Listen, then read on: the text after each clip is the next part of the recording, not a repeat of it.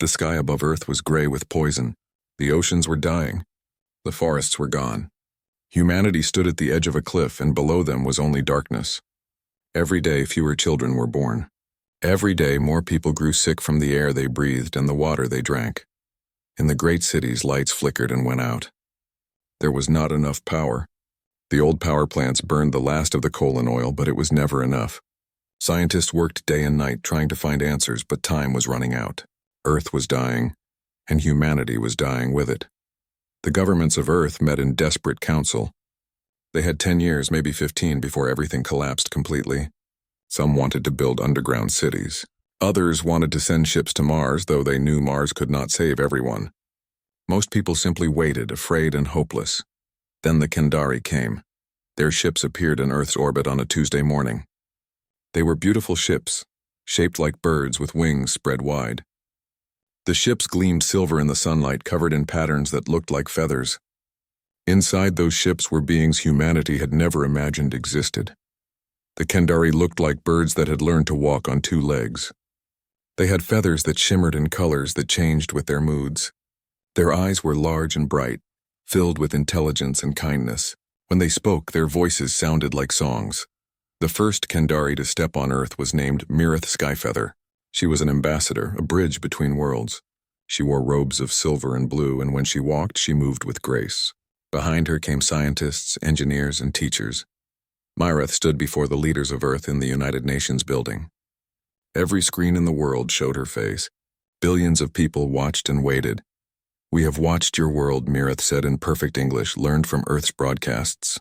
"We see your suffering. We see your planet dying. We see your people losing hope." The human leaders sat frozen. They did not know what to expect. Would these aliens demand something? Would they take what little Earth had left? "We have come to help," Mirith continued. "We will give you the technology to save your world." The room erupted. Questions flew like bullets. Why would they help? What did they want in return? What was the price? Mirith raised one feathered hand and silence fell. "There is no price," she said simply. "We help because it is right." The words hung in the air like music. No one could believe it. In all of human history, nothing came for free.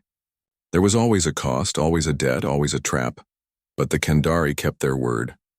They brought fusion reactors that could power entire cities with a cup of water. They brought machines that could clean the air and heal the oceans. They brought seeds for plants that could grow in poisoned soil. They brought medicine that could cure the diseases that had plagued humanity for generations. Most importantly, they brought knowledge. Kandari scientists worked side by side with human scientists. They taught them everything, holding nothing back. They showed humanity how to reach the stars, how to build ships that could travel between worlds. The Galactic Council, the great gathering of alien civilizations, was not happy. They sent messages to the Kandari demanding they stop. Humans were primitive, they said. Humans were dangerous. Humans would use this technology to make weapons and spread war across the galaxy. Mirith listened to their warnings. She read their concerns. Then she ignored them all. "I have walked among the humans," she told the council. "I have seen their art, their music, their stories. Yes, they are young. Yes, they can be violent. But they are also capable of great love, great loyalty, and great courage. They deserve a chance to survive. They deserve a chance to grow." The council was angry, but the Kandari were an old and respected race. The council could not force them to stop. For 5 years, the Kandari stayed on Earth. They worked in every country, every city. They taught in universities and workshops. Children grew up seeing Kandari walking in the streets, shopping in markets, laughing at human jokes. Mirith became beloved. People called her the savior of Earth. Statues were built in her honor. But she would shake her head at such things. "We are not your saviors," she would say. "You are saving yourselves. We simply gave you the tools." On the day the Kandari prepared to leave, millions gathered to say goodbye. The sky was blue again for the first time in 50 years. Clean water flowed in the rivers. Plants grew in the parks. Power flowed steady and strong to every home. Mirith stood at the door of her ship, looking out at the crowd of humans, young and old, who had come to see her off. A young girl, no more than 6 years old, broke through the crowd. She ran to Mirith and threw her arms around the ambassador's legs. "Don't go," the girl cried. "We love you." Mirith knelt down, her feathers turning a soft gold color. She gently touched the girl's face. We must go, she said softly. We have other worlds to visit, other people who need help. But we will never forget you. And I hope you will never forget us. Never, the girl promised. Never ever. Mirith stood and addressed the crowd one last time. You have a future now, she said. You have the stars. What you do with them is up to you. Be kind, be brave, be the people I know you can be. The Kendari ships lifted into the sky like silver birds returning home. They grew smaller and smaller until they were just points of light, and then they were gone. That night, every human on Earth looked up at the stars. The night sky was clear and beautiful, full of endless possibilities. Children pointed at the stars and asked their parents which one the Kendari came from. In schools, teachers began to teach about the gift. In homes, parents told their children the story of how the Kendari saved humanity. In government buildings, leaders made a vow that was written into every constitution and charter. The words were simple. We will never forget. And they never did. 300 years had passed since the Kendari saved Earth. The young girl who had hugged Mirith Skyfeather was now a story in history books. Her great-great-great-grandchildren walked among the stars. Humanity had grown. Earth was green and beautiful again, a jewel in space. But humans no longer lived on just one world. They had spread to 100 planets, building cities on worlds that had never known life before. Human ships traveled the trade routes between stars, carrying goods and dreams. The galaxy knew humanity now. Some aliens respected them. Some feared them. Some simply tried to stay out of their way. Humans had a reputation. They kept their promises always. They worked harder than anyone else. They never gave up even when giving up made sense. They could be terrifying in war, relentless like a storm that never ended. But they could also be surprisingly gentle, surprisingly kind. Every human child learned about the Kendari in school. They learned how Earth had been dying, how the Kendari had come, how they had given everything and asked for nothing. On every human world there stood monuments to the Kendari. Statues of Mirith Skyfeather looked up at the stars, her hand raised in greeting. The Kendari themselves had faded from galactic importance. They were still there, still trading, still traveling, but they were fewer now. Their worlds were quieter. Other species had taken advantage of their kindness, had cheated them, had pushed them aside. The Kendari did not fight back. It was not their way. The galaxy had moved on. Most aliens barely remembered what the Kendari had once done for humanity. It was ancient history, they said. It did not matter anymore. But Dr. Sarah Chen remembered. She was a historian working in the Great Library of Nova Terra, humanity's largest colony. She spent her days diving through old records, old files, old stories that had been digitized and saved. She was looking for something else when she found the Kendari files. There were thousands of them. Videos of Kendari scientists teaching human students, records of every piece of technology they had shared, contracts they had signed, all saying the same thing. No payment required. No debt owed. Sarah sat in her quiet office and watched old footage of Mirith Skyfeather speaking to the United Nations. She watched the Kendari ships arriving on Earth. She watched human children learning from Kendari teachers. She watched it all and tears ran down her face. She checked the current status of the Kendari. What she found made her heart sink. The Kendari population had dropped by half in 300 years. Their colonies were struggling. Their once beautiful cities were falling apart. Other species had taken their trade routes, their mining rights, their place in the galactic economy, and no one was helping them. Sarah worked through the night. She compiled a report detailed and clear. She attached every video, every record, every proof of what the Kendari had done. Then she sent it directly to the Human Assembly, the government that spoke for all of humanity. The message was simple. We owe them everything. It is time to remember. The report arrived on a Monday morning. By Monday afternoon, every representative in the assembly had read it. By Monday evening, the debate had begun. Some argued that 300 years was too long. The Kendari had said there was no debt, they pointed out. No one had asked humanity to repay them. Why should humans get involved now? Others argued that helping the Kendari would be expensive. It would strain resources. It might make enemies of other species who were benefiting from the Kendari's weakness. But then an old woman stood to speak. She was Representative Maria Santos, 108 years old, kept alive by the medicine the Kendari had helped develop. Her voice was thin but strong. "When I was a child," she said, "my grandmother told me about the gray years. She told me about watching her baby sister die because there was no clean water. She told me about the sky that never saw the sun. She told me about the fear that tomorrow would never come." The chamber was silent. Then the Kendari came. Maria continued. "They asked for nothing. They expected nothing. They just helped because it was right. My grandmother lived to be 93 because of them. I am alive because of them. Every single one of us is alive because of them." She looked around the room at faces young and old, from every human world. 300 years is not too long to remember a kindness," she said. 300 years is not too long to say thank you. If we forget what they did for us, if we turn our backs on them now, then we are not worthy of the gift they gave us. We are not worthy of the stars. The vote was called. Every hand went up. Every single one. The decision was unanimous. Within hours, the message went out across human space. It was broadcast on every channel, sent to every ship, posted in every station. The message had only 2 words. It's time. Humanity understood immediately. Everyone knew what those words meant. Fleet Admiral Marcus Webb sat in his office on the command station orbiting Mars. He had been expecting this. Hoping for it, truth be told. He activated his command console and began issuing orders. "Send the recall," he said. "I want every ship that can fly. I want every crew that can serve. Tell them we're going to pay our debts." On Earth, in the chamber where Mireth Skyfeather had first spoken 300 years ago, they lit a candle. It was a small flame, barely bright enough to see, but small flames can start great fires. Across human space, ships began to move. Warships, cargo ships, colony ships, hospital ships. They came from every world, every station, every corner of human civilization. They gathered in designated points, joining together into fleets. The galaxy watched and wondered what humanity was doing. Where were all these ships going? What was happening? The Kendari did not know yet. On their homeworld of Kendari Prime, old Ambassador Mireth Skyfeather, now 347 years old, sat in her garden. She fed the birds and watched the sunset, thinking of Earth and wondering if humanity still remembered.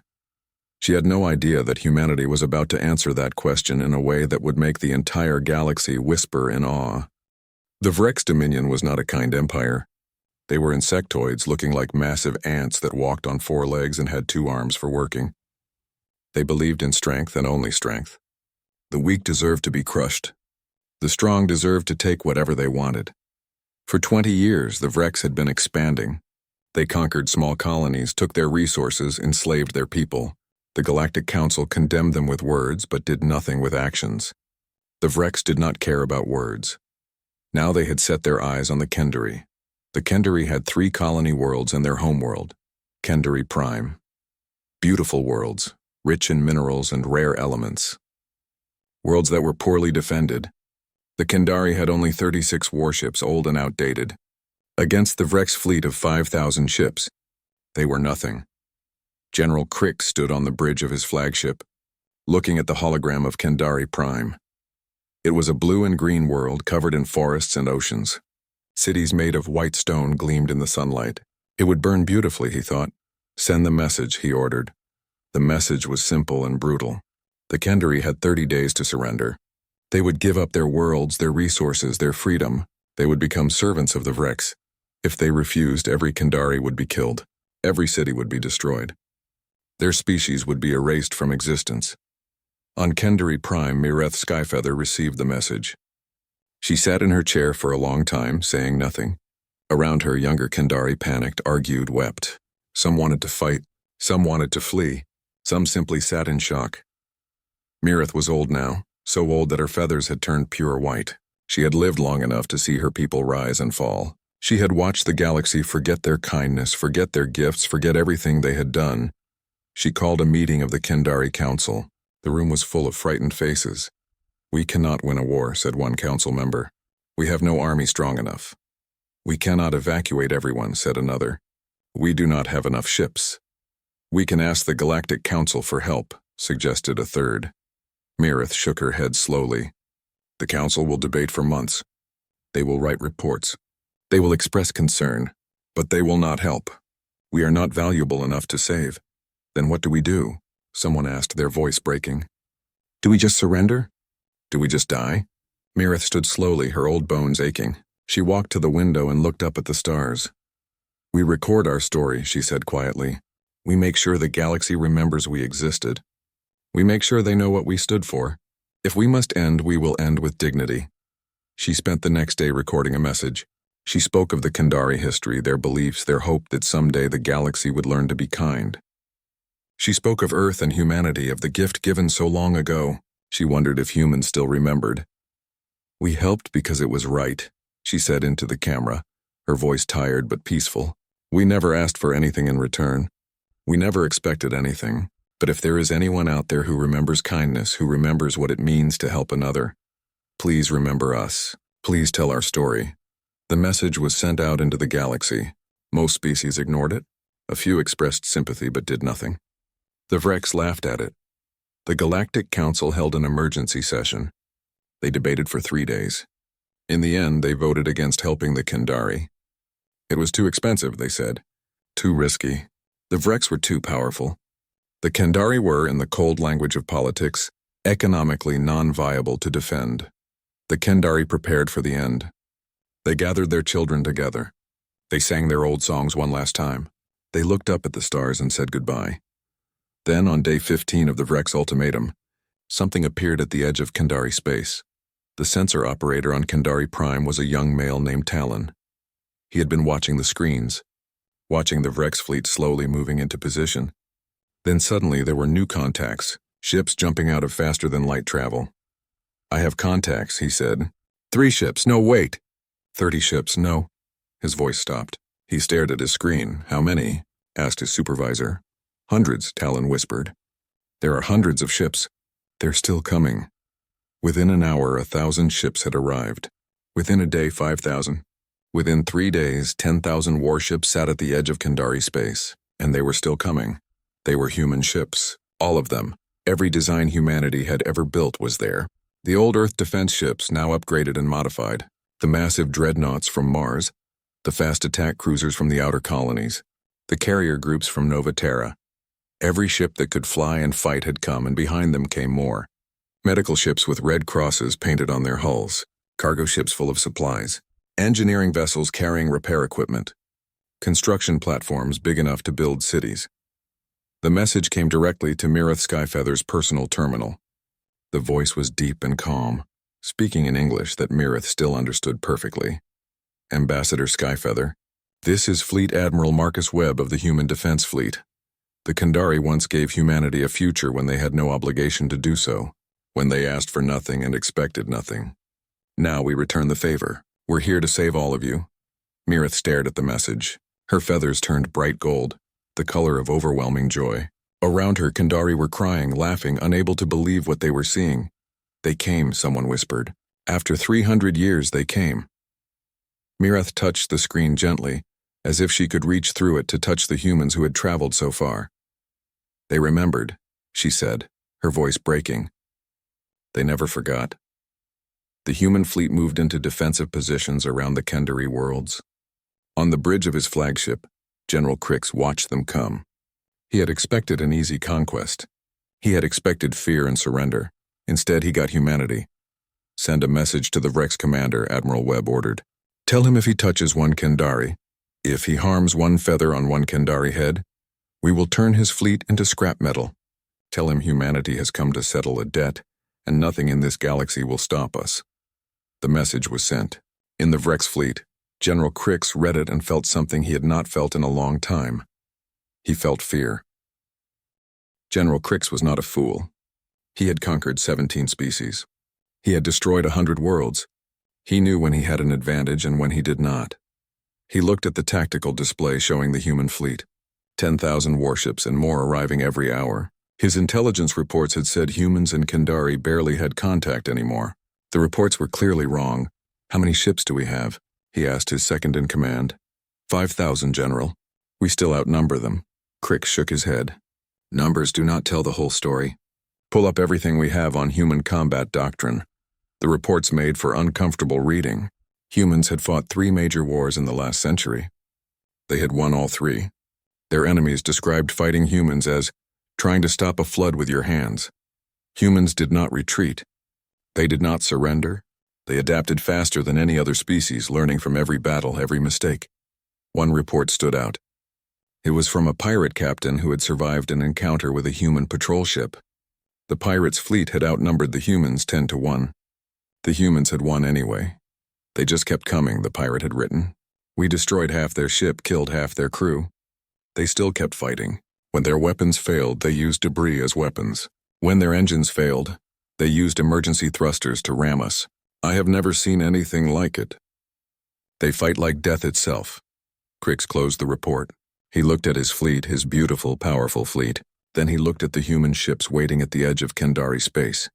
He opened a secure channel to the Vrex High Command. I request permission to withdraw, he said. The response took 5 minutes to arrive. When it did, Crix's superior officer was screaming, "You will not withdraw. You will attack! The Kendari are weak. The humans are bluffing. Destroy them both!" The channel closed. Crix sat in his command chair and felt the weight of command settling on his shoulders. He could obey orders and likely die, or he could disobey orders and definitely face punishment. Neither choice was good. He decided to probe the human defenses. Perhaps they were weaker than they looked. Perhaps their reputation was just stories. "Send forward Strike Group 7, he ordered. "Have them engage the human picket line. Let us see how these famous humans actually fight." Strike Group 7 was 500 ships. They accelerated toward the human lines, weapons charging. The humans did not run. They did not even move. Admiral Webb watched the Vrex ships approaching on his tactical display.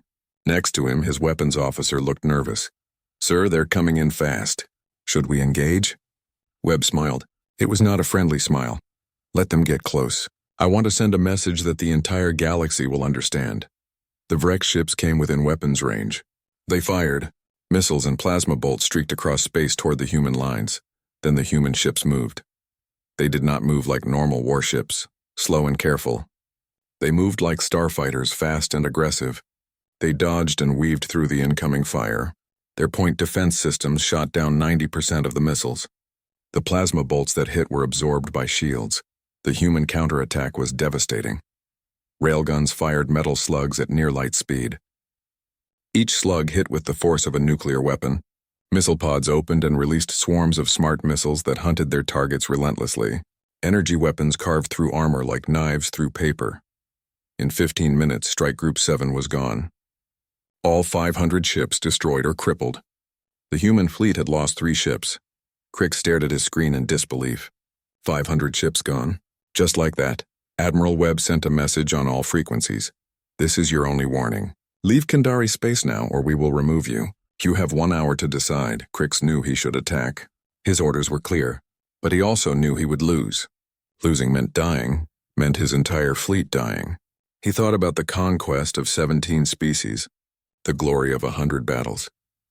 Then he thought about dying in the cold darkness of space, killed by humans defending a species most of the galaxy had forgotten. "Withdraw," he ordered quietly. "All ships withdraw from Kendari space." "Sir?" His second-in-command looked shocked. "The High Command will execute us for cowardice." "The High Command is not here," Crix said. "We are, and I choose life over glory. Withdraw, now." The Vrex fleet turned and left. They jumped to faster-than-light travel and were gone. On Kendari Prime, the entire planet erupted in celebration. They had been preparing to die, and now they were saved. Mirith Skyfeather stood on her balcony, watching fireworks explode in the sky. Tears ran down her face, soaking into her white feathers. A shuttle landed in the courtyard below. Admiral Webb stepped out, along with a woman Mirith recognized from the reports she had received.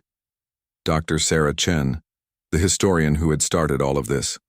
Mirith went down to meet them. She was old and moved slowly, but she moved as fast as she could.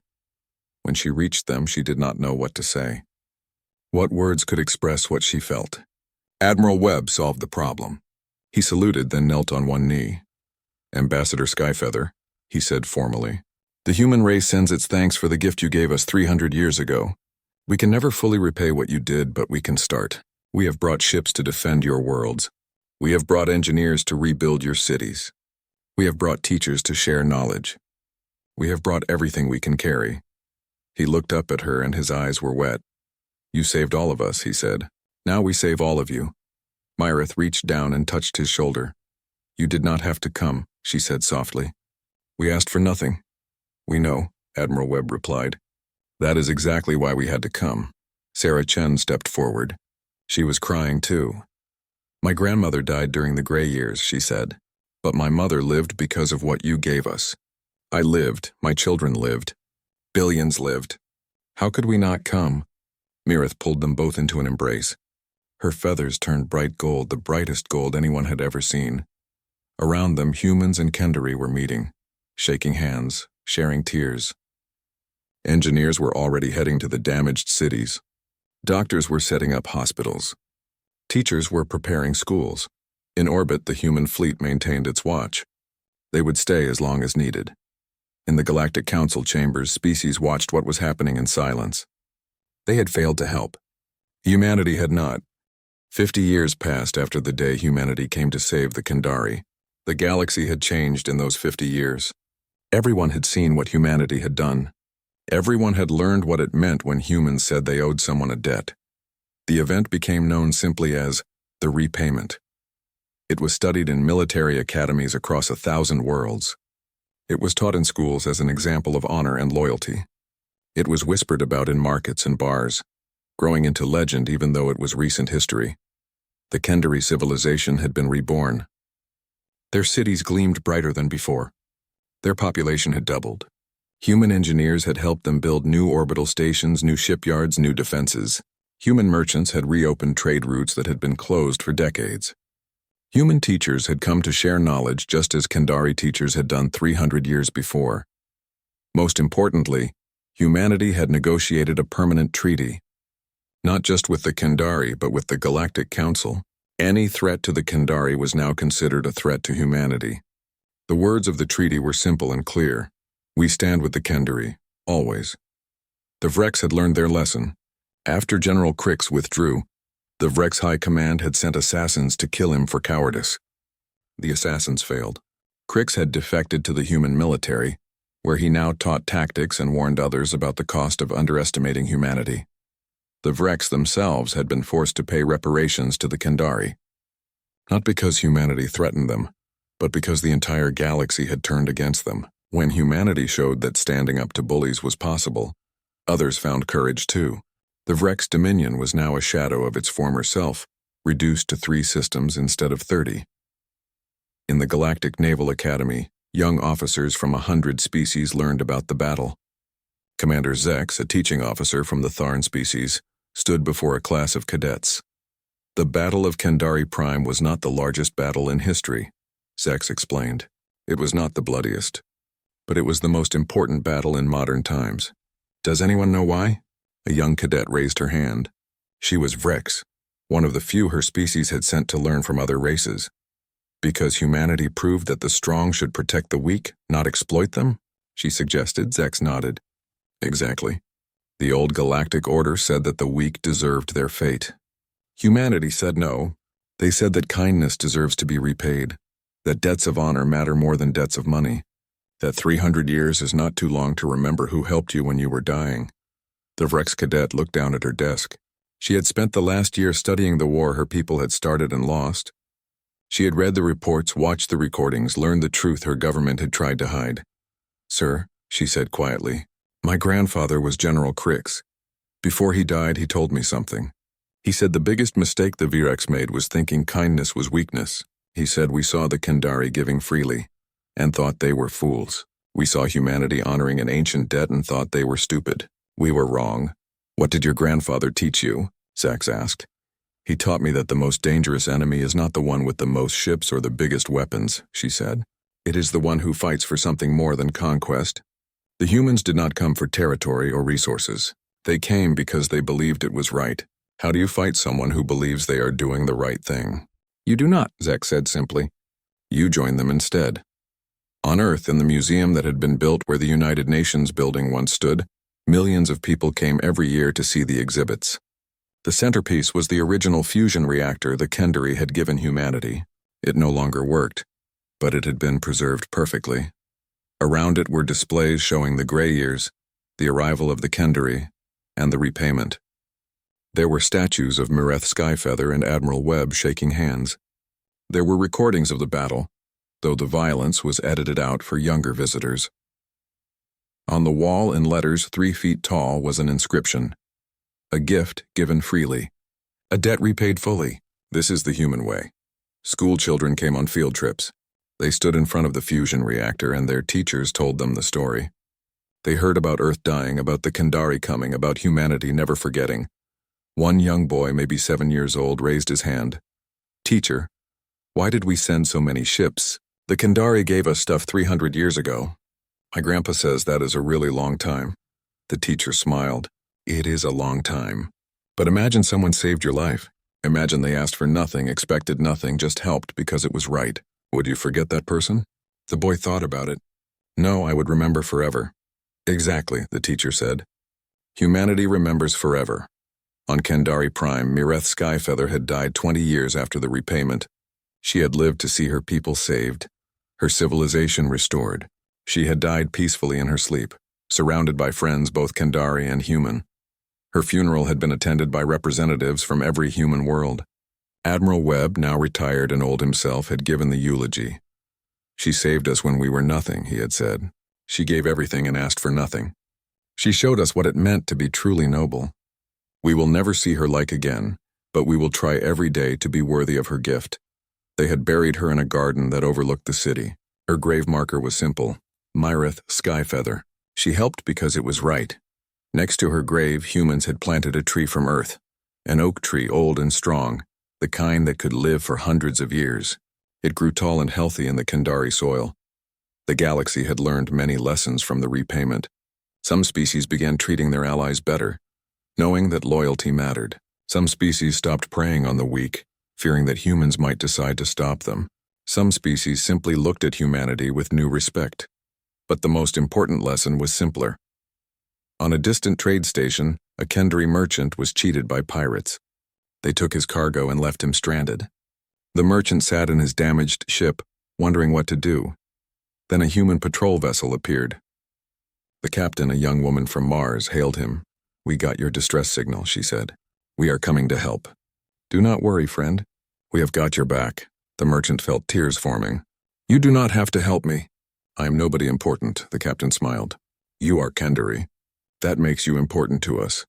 Always." The patrol ship chased down the pirates, recovered the cargo, and escorted the merchant safely to his destination. They refused payment. They refused thanks. They just did what needed to be done. The merchant told the story when he got home. Others told their stories. A Kendari child lost in a human city immediately helped. A Kendari ship with engine trouble rescued within hours. A Kendari colony facing food shortages supplied within days. Across the galaxy, whenever a Kendari was in trouble, humans appeared to help. Not because they had to, not because they expected reward, just because it was right. And so the galaxy whispered the story. They told it to their children and their children's children. They spoke of the Kendari who saved humanity, and the humans who never forgot. The story would be told for 1,000 years, maybe forever. A story of kindness repaid, of debts honored, of loyalty that transcended time. When humans repay a debt, the galaxy learned, they do not do it halfway. They do it with everything they have. They move mountains. They cross the stars. They fight wars. They give everything, because 300 years ago when humanity was dying, a species of bird people came and saved them. And humanity would never ever forget.